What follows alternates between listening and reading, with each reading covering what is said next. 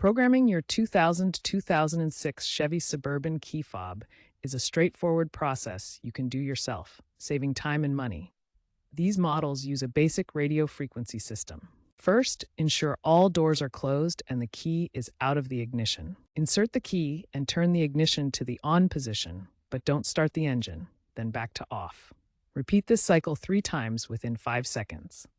Turn the ignition to on the 4th cycle. The door locks should cycle to indicate learn mode. Within 10 seconds, press the lock button on the first fob to program it. The locks will cycle again to confirm. Repeat for additional fobs up to 4 can be programmed. Turn the ignition to off to exit learn mode.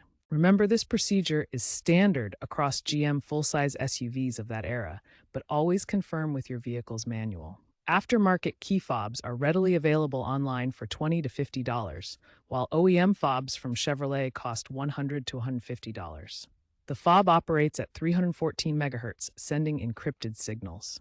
If this doesn't work, check for blown fuses or consider using a universal programming device.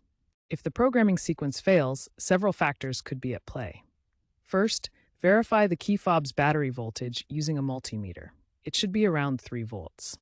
A common user success story involves checking for blown fuses in the vehicle's power distribution box if the locks don't cycle initially. If issues persist, a faulty key cylinder or ignition switch might be the cause, potentially requiring replacement. Expert opinions suggest DIY programming saves $50 to $100 compared to dealership fees, but caution against improper attempts that could damage the vehicle's electronics. Statistics show key fob issues account for 8 to 12% of Suburban repairs for these model years. In the future, as these vehicles age, aftermarket solutions like universal fobs or smartphone apps may become more prevalent. When attempting the programming sequence, avoid doing so in a garage with automatic doors, as the cycling locks could inadvertently trigger them.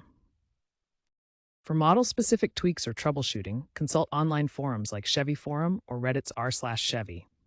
If all else fails, professional intervention may be necessary, but DIY success rates are around 70 to 80% for experienced individuals.